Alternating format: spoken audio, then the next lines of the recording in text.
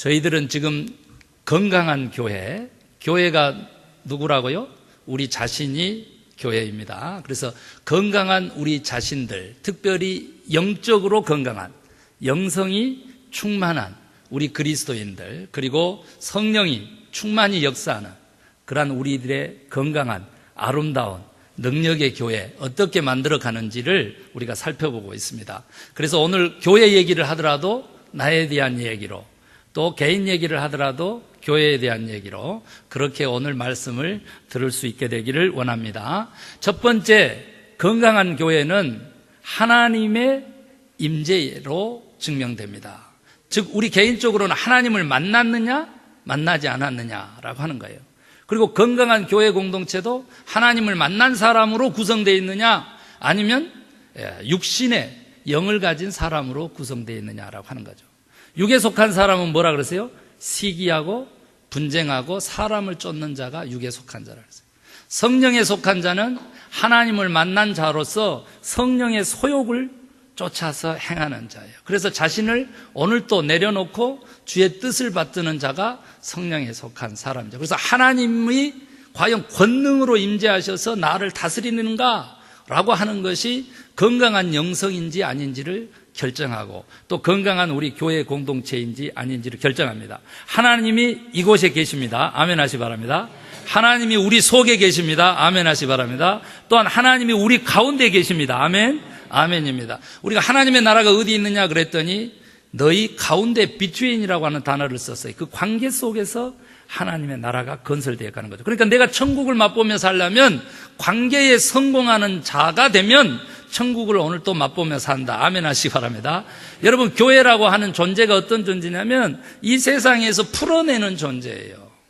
우리가 그 아주사 나우라고 하는 것이 4월 9일 날, 오는 토요일 날 이제 열리게 돼요. 12만 명이 이렇게 함께 모여서 기도를 할 거예요. 뉴 잉글 목사가 200만 불짜리 자기 집을 팔아가지고 지금 현재 그 아주사 나우 그 기도에 12시간 기도의 프로젝트를 가지고 9시부터 시작하지만 우리 한국교회에게 7시부터 8시까지 줬어요. 그동안 우리 교회에 꾸준하게 준비 모임을 가지고 지금 해오고 있는데 그래도 목사님 마음에는 조금 아쉬움들이 많이 남죠. 그게 뭐냐면 지금 현재 그 인도자들이 다 하늘을 열어달라고 그렇게 막 기도하더라고요. 그런데 하늘을 여는 방법에 대해서는 우리가 얘기를 구체적으로 안 해요.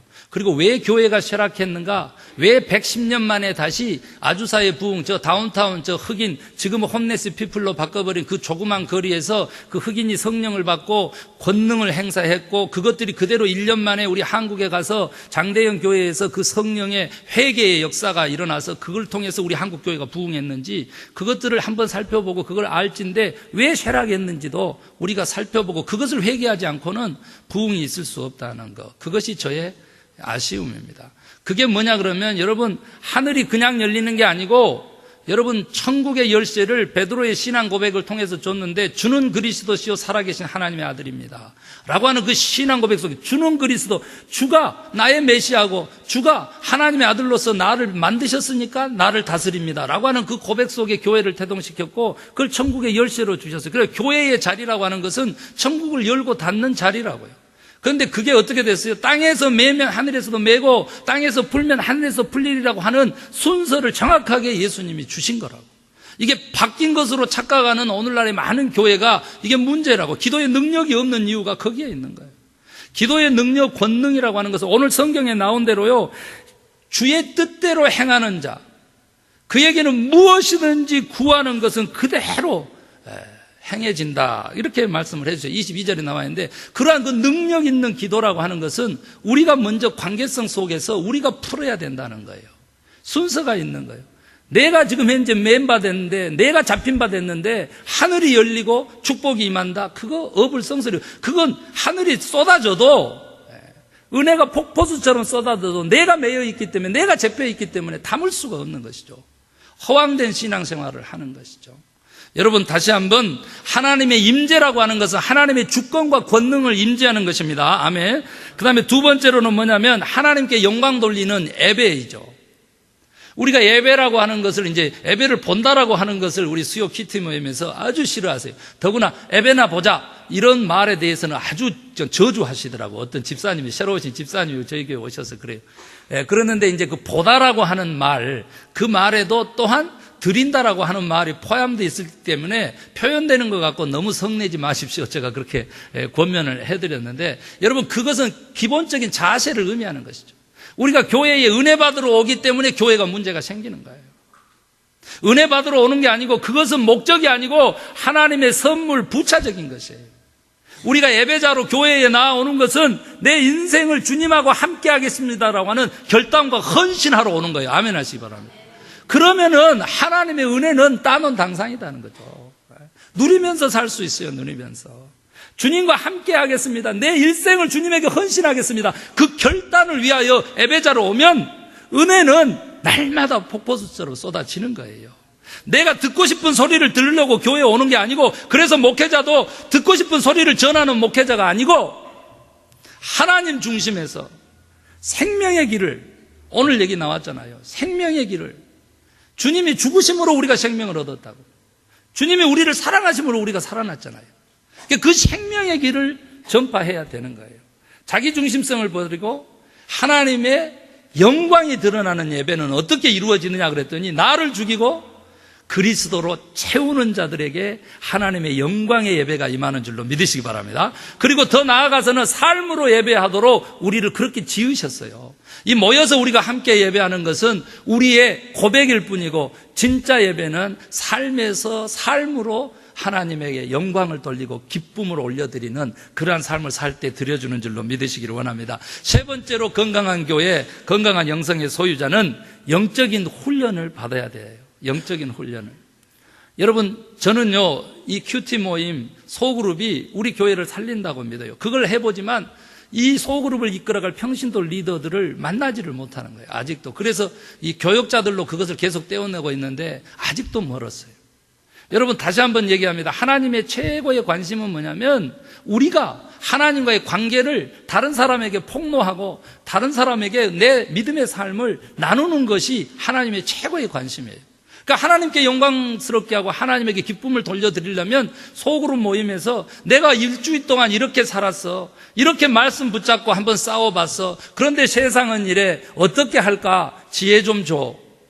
이런 나눔에서 하나님의 놀라운 능력이 임하는 거예요. 깨닫게 하는 거죠. 삶의 교제를 통해 가지고 하나님의 나라가 그곳에서 건설되는 줄로 믿습니다. 그래서 훈련에 적극 참여하는 저와 여러분 되십시다.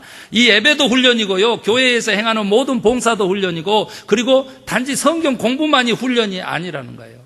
우리가 모든 모임에 적극적으로 참여하면 그곳에는 반드시 하나님의 훈련하시는 게 있어요. 왜요?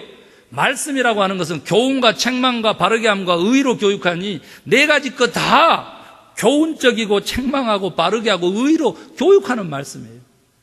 누가 우리에게 위로를 주냐고. 수고하고 무거운 짐진 자들아 다 내게로 오라, 내가 너희를 쉬게 하리라. 그 말씀에 너무 매료되지 말고 그 다음 절도 읽으기를 바란다 이 말이에요. 내게 와서 배우라, 그러면 너희가 쉼을 얻으리라. 아멘입니까? 훈련 받으셔야 돼요. 오늘 또 다시 한번 훈련에 대한 강한 메시지가 있을 거라고 믿고요. 그리고 네 번째로는 어떻게 하면 건강한 영성을 소유하는 또 아름다운 강한 교회가 되느냐라고 했었을 때는 공동체 안에서 배우고 성장해 가는 것이죠. 40년 전에 50년 전에 그 믿음, 그거 지킨다고 해서 구원에 이르는 게 아니고, 여러분 그것은 가장 기초적인 거예요. 우리의 구원이라고 하는 것은 이미와 아직의 개념이 있어서 입체적이에요. 예수님을 만나서 구주로 고백하는 그때부터 시작해가지고 주님 앞에 설 때까지 입체적인 구원의 역사가 이루어지는 거예요.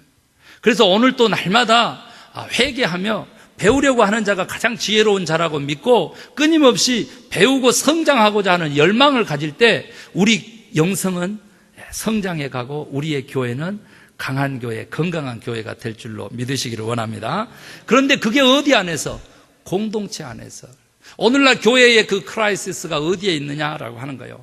이 공동체성을 잃어버린 거예요. 이 공동체성이라고 하는 것은 더불어 사는 거고 다른 사람을 배려하는 사랑이거든요.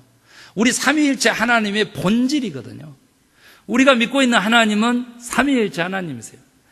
성부 하나님, 이스라엘 역사와 함께 하셨죠.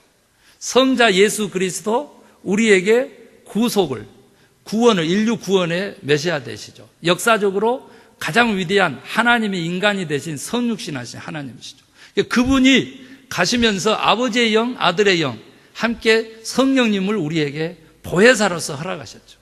우리를 구원을 위해서는 기꺼이 도우시고 종된 모습으로 택하시지만은 우리에게 삶에 있어서는 감독자로 서 계시고 우리에게 능력을 공급하시는 왕 같은 그러한 그 제사장의 길을 촉구하시는 성령님, 이 세 분 하나님을 우리가 믿는다고요.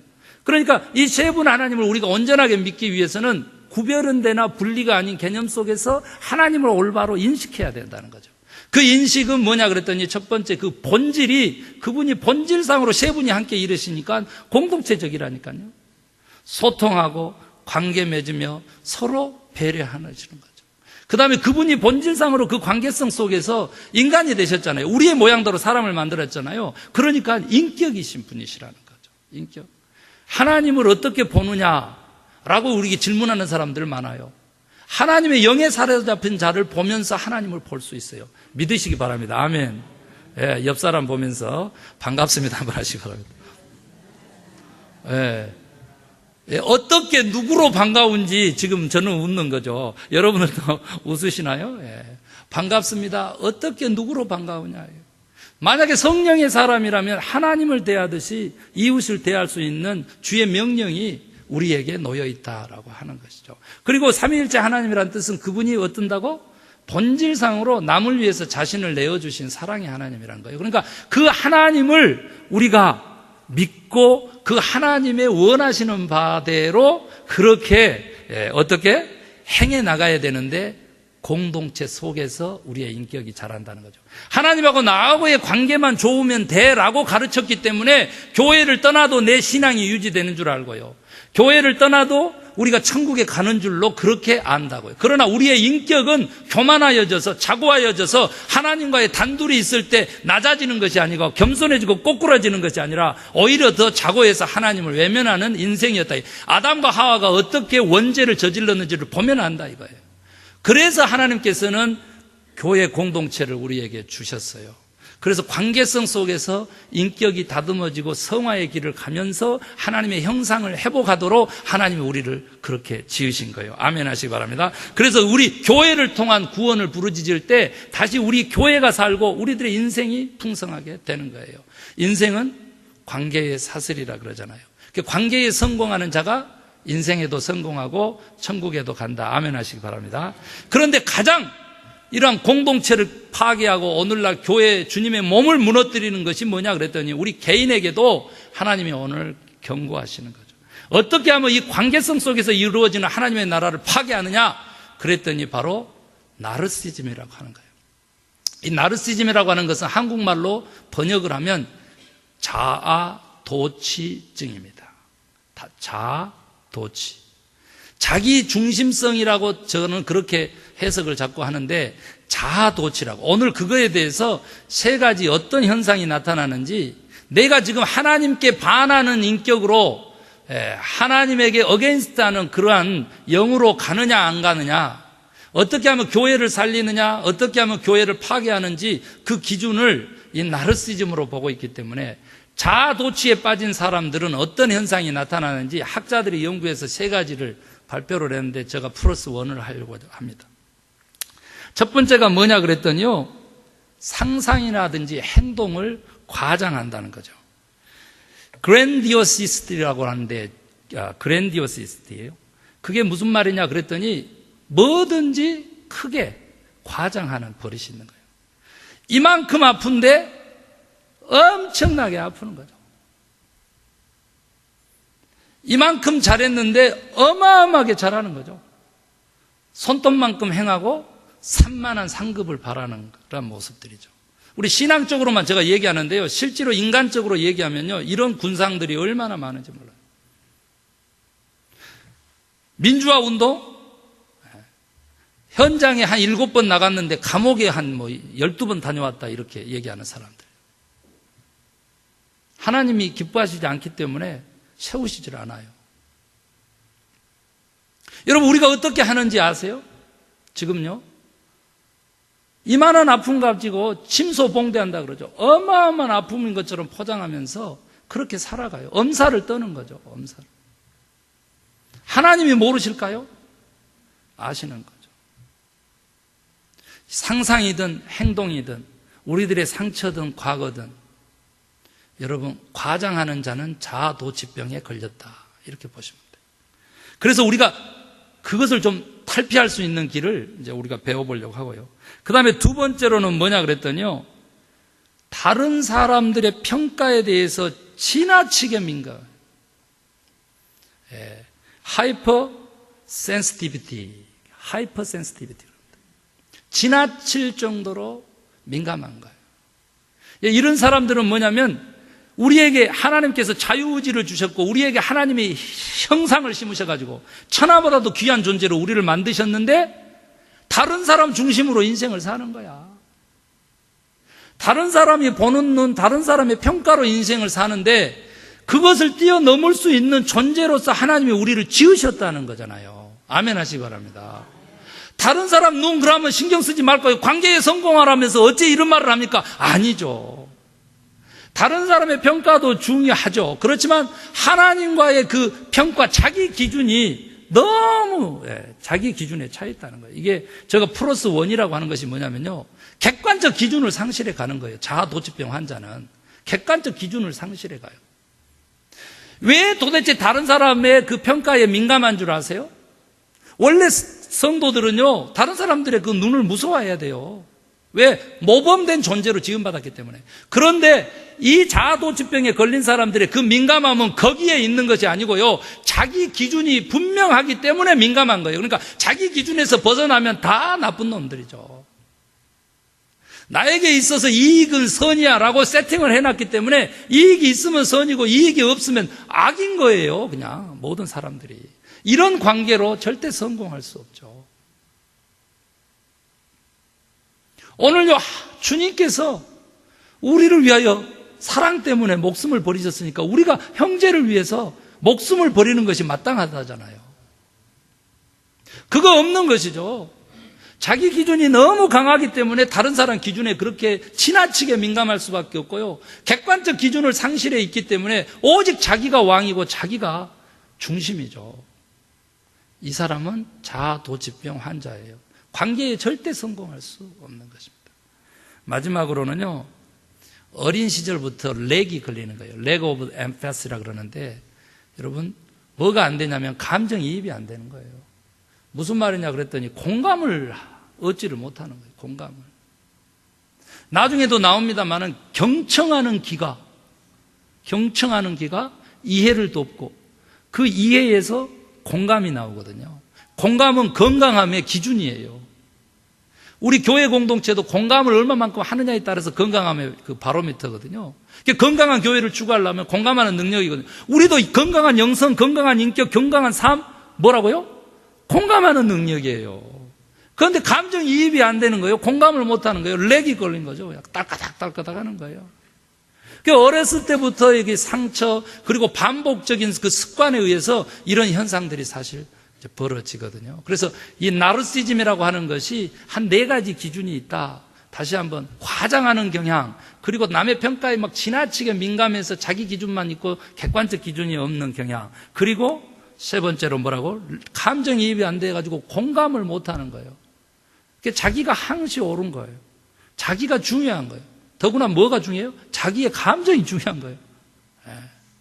자기의 인생이 훨씬 중요하고요, 또 자기하고 관계 맺은 사람이 훨씬 중요한데요, 지금 나의 감정이 너무 중요한 거예요. 이게 중독증에 걸리는 첫 번째예요. 자기 감정에 몰입돼서 살아가는 사람. 주님은 오늘 말씀을 통해서요, 우리에게 건강한 사랑의 관계의 사람이 되라고 촉구하세요. 아멘입니까? 그래서 건강한 사랑의 관계를 가지려면 이 나르시즘을 극복하고 뭐 하라 그랬냐면 7가지 하라 그랬는데 제가 빠르게 읽어서 마치겠습니다. 첫 번째, 무조건적인 사랑과 포용을 표현하라 그랬어요. 여러분, 어느 교회의 성장사를 살펴봤더니요, 그곳에는 진짜 환자들이 득실득실하는 거예요. 그런데 그 환자의 가족들이 그 교회를 형성하고 이끌어가고 있는 거예요. 무슨 말이냐 그랬더니 지금 우리 교회가요, 만민의 기도하는 집으로 그런 모습들을 가져야 된다는 거예요. 우리의 인격도 관계에 성장하려면 차별을 두면 안 돼요. 하나님이 한 생명이 천하보다도 귀하게 했다 그랬잖아요. 그 공평하게 지은 그 하나님의 창조 섭리를 쫓아서 차별을 두지 않고 포용력을 가져라. 그래서 무조건적인 사랑, 아가페의 사랑을 가진 교회가 성장하고, 그런 아가페 사랑을 가진 이 인격이 성숙하고 성화되어 가는 인격인 줄로 믿으시길 바랍니다. 그 다음에 두 번째로는 뭐냐 그랬더니, 관계성 속에서요, 확실성과 투명성과 정직성과 진실성을 가지라 그랬어요. 여러분 옆 사람 보고 한 번 더 사랑합니다 한번 하시기 바랍니다. 지금 잘 안 돼요. 지금 잘 안 되는 거 내가 금세 느낄 수 있죠. 한 번 더, 그러면 한 번 더 사랑합니다 한번 해봐요. 우리가 관계를 우리가 관계를 어떻게 하냐 그랬더니, 진실성 없이 사랑합니다 하라 그러니까 그냥 사랑합니다 이렇게 하는 거죠. 여러분, 사랑이라고 하는 것은요, 희생을 담보하는 것이죠. 내가 당신을 위해서 희생하겠습니다, 그런 뜻이에요. 옆 사람 보면서 사랑합니다 한번 하시기 바랍니다.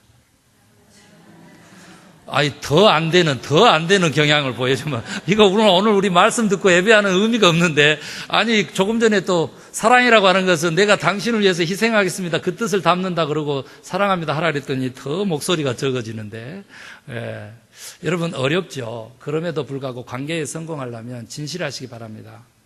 정직해야 돼요. 그리고 분명한 선이 있어야 되고 확실성이 있어야 돼요. 이 오해가 생기게끔 하면 안 되죠. 세 번째로는 뭐냐 그랬더니, 자비, 용서 나타내야 된다 그랬습니다. 그러니까 내가 지금 다른 사람을 용서하지 않고 내 잘못들이 용서되리라고 생각하는 것 자체가 착각이죠.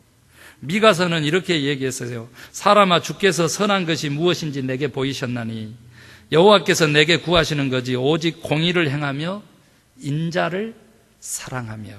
그래서 그 인자는 뭐냐 그랬냐면요, 겸손히 내 하나님과 함께하는 것이다 그랬는데, 하나님이 원하시는 게. 그런데 인자는 뭐냐 그랬더니, 대적에게, 원수에게, 정적에게 다함 없는 불쌍한 마음, 긍휼함을 가지고 저를 선대하는 것이 인자다 그랬습니다. 사랑하는 성도 여러분, 이렇게 하기 어렵지만 이렇게 하는 사람이 성화되어 가고 천국을 소유하게 되고 건강함을 입습니다. 아멘입니까? 아멘. 그 다음에 네 번째로는 뭐냐 그랬더니, 반드시 모든 갈등은 대화로 해결하라. 그 대화의 기본은 조금 전에도 얘기했습니다마는 경청함에서부터 출발한다. 들어주냐 이거죠. 겉다리로 듣는 게 아니고 실제로 그 고통과 아픔에 대해서 주의 깊게 듣느냐는 거죠. 집중해가지고 듣느냐는 거죠. 이 대화는, 경청의 대화법을 가진 자는 사업에서도 다 성공합니다. 왜 그래요? 사람을 얻기 때문에. 아까 말했던 그 공감하는 능력을 배양하기 때문에 무조건 성공하는 것입니다. 그래서 다른 사람이 이 사람 너무 좋아, 함께하고 싶어, 그 모든 것들은 상대방의 얘기를 경청하는 귀를 가질 때. 아멘입니까? 그래서 모든 불평, 불만, 분쟁 이런 것들은 대화로서 해결하라 그럽니다. 다섯 번째로는 뭐라 그랬냐면, 서로의 짐을 함께 져는 방법을 연구해야 된다 그랬어요. 서로의 짐을 함께 지는. 제가 일부 예배 때 잠깐 얘기했지만, 여러분, 한 사람에게 지나친 짐을 지우는 거 결코 관계에서 성공할 수 없습니다. 서로의 짐을 지려고 하는 그 노력이 정말로 오늘 사랑을 통해서 주의 뜻을 이루고 하나님에게 영광 돌리는 길이라는 거 꼭 명심하십시다. 그래서 내가 어떻게 하면 내 형제의 짐을 좀 덜어줄까? 짐을 가중시키는 존재가 아니고 어떻게 하면 목회자의 짐을 좀 덜어줄까? 이런 생각을 가진 성도 많아지면 교회는 크게 부흥할 줄로 그렇게 믿습니다. 단지 한 가지 또 꼭 조건을 걸어요. 조건을. 목사님이 바르게 될 때, 바르게 하실 때, 괜찮아요 그거. 목사님이 바르게 할 때에 내가 목사님의 짐을 덜어드리겠다, 괜찮아요. 그런 바르게 사는, 말씀대로 행하는 그런 목회자들 만나기를 바랍니다. 여기 있습니다. 아멘 하시기 바랍니다. 또 여섯 번째, 우리들의 그 교제, 그 관계 속에는 다양성이 내포되어 있다는 거예요. 제가 설교한 지 지금 20분이 넘어서니까 여러분 지금 막 꿈틀거리기 시작해요. 그래서 맞춰야 돼. 다 맞췄어요. 우리들의 관계성 속에는 다양한 성격, 다양한 사람들, 다양성이 있다는 거예요. 다 내 기준에 맞춰서 관계 맺을 수가 없어요. 원치 않은 곳으로 끌고 간다 그랬어요. 언제 이 말했어요? 베드로가 3번 부인하고 다시 네가 나를 사랑하느냐? 예, 사랑합니다. 3번 다시 그 사랑의 고백으로 베드로를 회복시켜서 어부에서 사도로 바꾸실 때에 주님께서 하신 말씀이에요. 네가 원치 않는 곳으로 이제 너를 끌고 갈 거다는 거죠. 여러분, 관계성 속에는 다양성이 있다는 거 기억하시길 바랍니다. 마지막 7번째는요, 훈련이 되어야 이러한 관계를 행할 수 있대요. 따라하십시다. 훈련 받자. 훈련 받자. 훈련 받자. 예, 들은 것도 훈련이지만은 행하는 훈련이 굉장히 중요해요. 여러분, 우리가 3주만 오늘 주신 말씀을 기억해가지고 3주만 시행하잖아요. 그러면 우리 뇌는 3주 동안 21일간 똑같은 것이 반복되면요, 시냅스라고 하는 회로를 발생시키고요, 그 회로가 결국은 신경, 뉴런을 새롭게 형성시켜서 몸도 마음도 정신도 영도 건강하게 그렇게 세팅을 해줘요. 여러분, 결단하시기 바라요.